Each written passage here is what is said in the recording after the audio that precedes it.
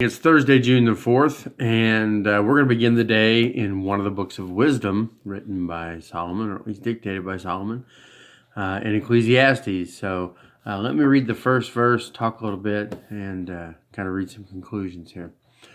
Remember also, starting with chapter 12, verse 1, remember also your Creator in the days of your youth, before the evil days come, and the years draw near when you will say, I have no delight in him. Now, what's interesting about this is he's talking about, he's an old man at this point, and he's looking back at his life and seeing what mattered and what didn't matter, what he spent his time on, what he decided to get into. And I think we would all consider Solomon a fairly successful man by any standard, especially in the world. He had fame, fortune, status, comfort, power. But his life did not end that well because those things eventually don't satisfy us.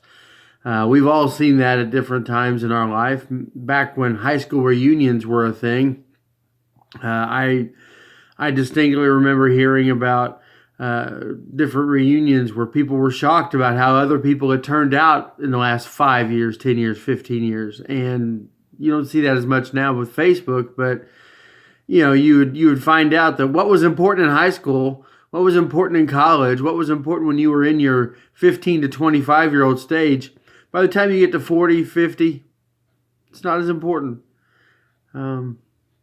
We've seen how Christ's his priorities are different from the world's value system, and most of us have to reevaluate where we're at in life and our priorities from time to time in order to keep in line with what's truly valuable, and that is the priorities of Christ.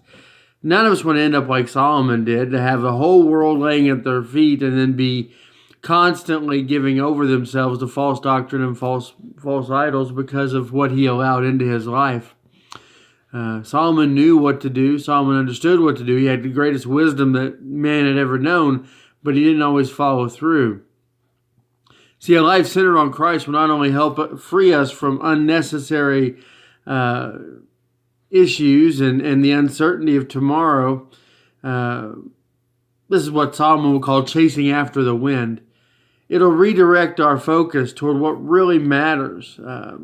Finances, health, relationships, goals for the future, they're all going to be put in perspective if we're looking at it in the mirror of Christ.